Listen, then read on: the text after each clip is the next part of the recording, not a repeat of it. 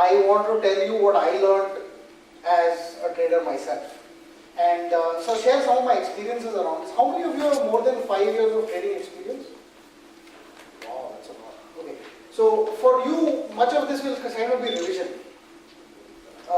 In the sense you will probably identify with most of the stuff that we talk about. But for the rest, you might think that this will not happen to me, but within the next 5 years it will also happen to me. So let me just kind of start. My name is Deepak Shenoy. I write a blog called Capital Mind, capitalmind.in. I largely write on all sorts of subjects related to money and markets. I write a lot about fundamentals. I write very little about the technicals. I write more about macroeconomic and macro concepts around the market rather than just about price technicals. I have been a trader, well, sometimes full-time, sometimes part-time over the last 8 years. I have built algorithmic trading strategies both from a trend following perspective, also from an arbitrage and mean reversion perspective over the last 8 years. And we've, what I do right now is I write largely at Capital Mind on this. Writing is a love that I have. I like to write and I like to share my ideas. I also trade, although recently the amount of trading I've been doing has been coming down, but I have traded in the Indian markets for the most part over the last few years, largely in futures and options and stocks, and stocks, not so much into currencies and commodities.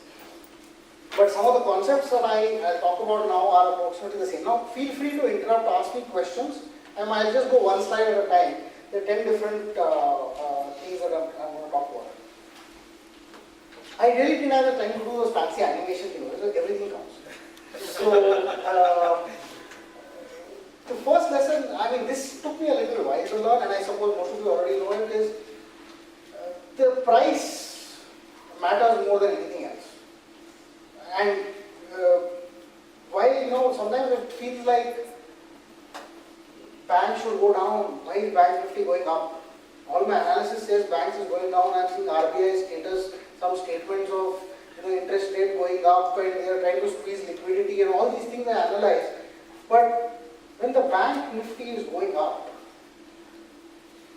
it is a contradiction between the price is going up and all my analysis says the price should be going down. You know what's wrong? My analysis. Because in the time frame that I'm looking at, if I'm looking at a 1-day time frame, if Bank Nifty is going up, then the trend is up. You can't say that, boss, this liquidity is going on, it will work in my time frame. I'll give you one example. When Tata bought Chorus, it was 2006. I wrote one big blog post.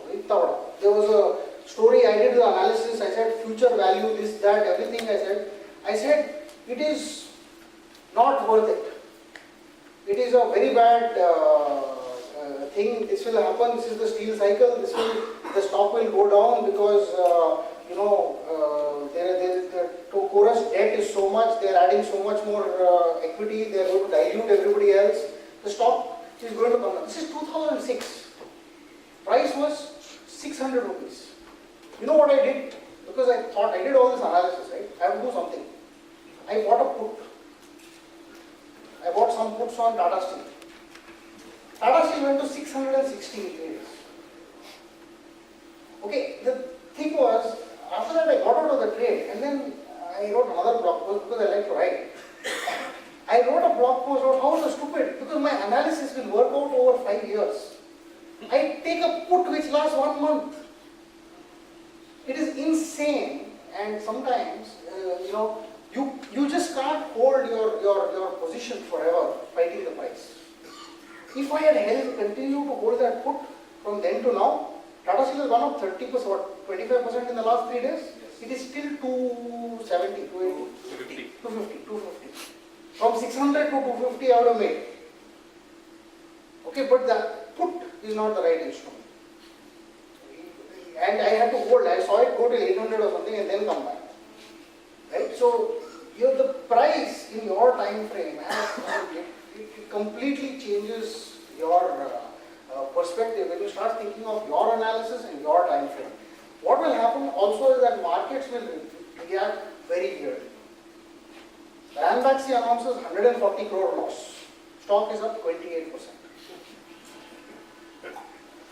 Great results by Mahindra and Mahindra when everybody is doing badly in auto. Stock is down.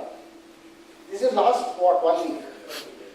Every day there will be some news and you won't know why market is reacting like this. It is reacting. And it is not 1 day, 2 days, it can be 10 days, it can be 1 month. You will find that, there is a small story. There is this theory that, in Florida, a lot of people go to retire. So, they are old. Sometimes they forget a lot of things, right? So, they might put their indicator on and forget that it is on. So, you will be driving behind a car with its indicator on and you won't, So, this guy calls it an eventual left turn. He will at some point take a left turn. So, this applies here. You may be right eventually. Right? But you may be right after you're dead. At which point, it ceases to matter. The most difficult thing to do, and of course, you're all traders, you probably know this, is in the face of stupidity, which I am stupid all the time. I do all my analysis, I take a trade, the stock will move against me.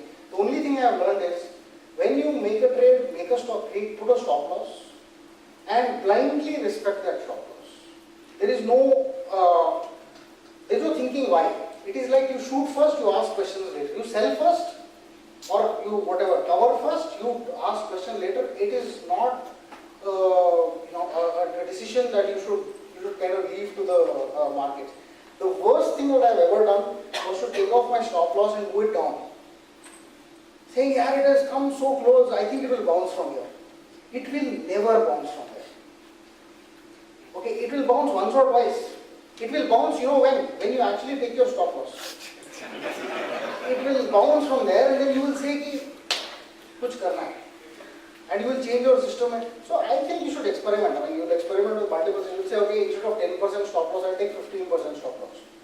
And I'll come to why that might be interesting at a later point because it will affect your whole strategy. I believe that, a large amount of time, the key point in this slide is in your time frame. How many of you trade intraday? That's a significant number. How many of you trade long term? Extremely, more than 1 year. Wow, that's a lot. Okay. So we've got people at different time frames. How many of you trade both?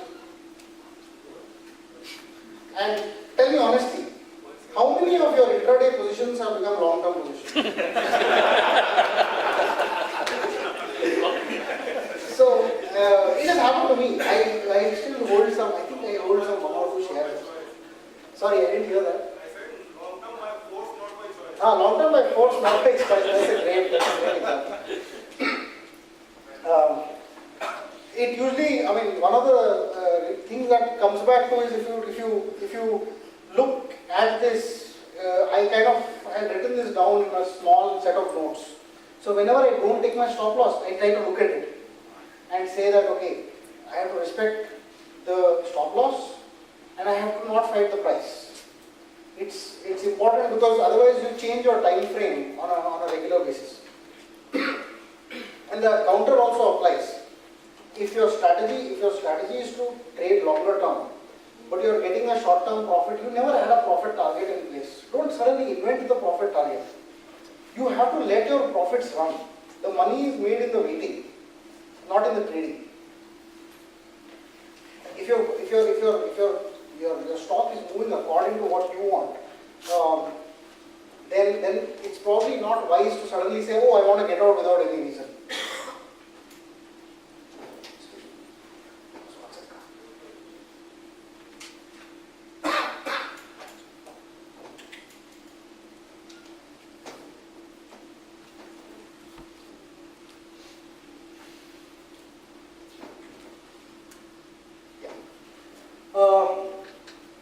One of the other lessons I learned was, even when you're a trader, when you're an investor of some sort, you typically buy a stock, you pay 10 rupees, you get 10 rupees worth of a stock. As a trader, you have multiple options to do, not just options, but you can buy a future. When you're intraday trading, a broker will usually give you 10x, 20x leverage. You put 10 rupees, you can buy 100 rupees worth of stock. What it typically does is it amplifies your returns, because now that 100 rupees moves, if you have got 10 rupees as money, you're using it to buy 100 rupees worth of stock, stock moves by 2 rupees. Your 2 rupees is on your 10 rupee capital, so you make 20%. Now, a lot of times, sometimes people confuse the amount of leverage that you actually have. For instance, you trade one lot of Nifty. You have to put only 25,000 rupees, 28,000 rupees as margin. So, if Nifty moves by say 100 points, how much as a percentage have you made? Have you considered 25,000 is your exposure? Therefore, I made 5,000 rupees on 25,000, I made 20%. It's actually not. What you are actually exposed to is 3 lakh rupees. You are only putting 25,000 because they demand only that much. Your exposure is 3 lakh rupees. Tomorrow, if it falls 10%, circuit down, 10% is 600 points. You will easily lose 30,000 rupees, more than your margin. Okay, and in stocks you can never lose more than you put in, right? You buy the stock with 100 rupees, maximum you lose is 100 rupees. In a leverage scenario, you can lose more than you put in. The idea is that you'll amplify both returns and risk. And there's a saying in the market. At least this is something I read in a book. If you don't bet, you can't win. If you lose all your chips, you can't bet. So the entire theory is don't blow up all your capital. How many of you have blown up like 90% of capital at any point? I have.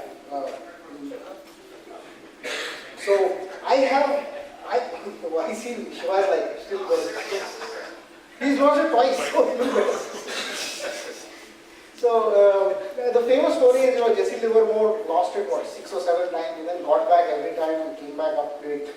It's leverage that makes you win, it's sometimes leverage that makes you lose. If you're rich enough, at least in India's industry, you don't need to lose all your money like Kingfisher. Somebody else will lose all their money. But I think, at least I hope some of you or most of you become that rich. But until that point, you can lose all your money. So, one of the problems with understanding leverage is, you don't get your mind around it. How many people think that if you buy an option, it is the only risk you have is the option that you take? Sorry, you buy 100 Nifty, 100 Nifty, at 60 rupees per option. You cannot lose more than 60, correct? But if your strategy is only trading Nifty options, will you put 100% of your capital buying options? No. The answer is you will put lesser. Let's say you have 10 lakh rupees to trade, you might put only 60,000 rupees trading the option. That 60,000 rupees can become 80,000 rupees. So 60 has moved to 80. You have made 25%, 20 rupees or 33%, 20,000 rupees on 60,000 rupees. But on your portfolio of 10 lakhs, you have made 2%. Okay, so this understanding leverage is it's like you can't mark the trade as a 25% trade. It is not a 25% trade. It is what I would have actually put 10 lakhs into. Otherwise, I would actually expose only 60,000 rupees to it. The remaining money is cash. I have to make it safe because if I put all the money in the trade, I will probably lose 20% of my capital as easily as making 20%. I'll come to risk at a later stage. But, oh my God. You just tell me when the 45 minutes is closed, okay? If you guys start sleeping, I'll tell you. So, the next part about risk is, okay, how many of you have thought the market is out to hate you? Okay, there is one guy sitting behind that screen. So take that. When you are bloody pressing the buy button, he will short the stock. When you are, so you would hate that guy because you did it 3 times today and 3 times bloody he has hit your stop loss. But I'll tell you there are different people every day. You should not make the same. Here is the thing, it's what happens in your mind. This is normal. Build that anger. I have gone long syntax. मेरे को syntax में लेने का. वो next time गिरेगा, I will buy again. And you buy.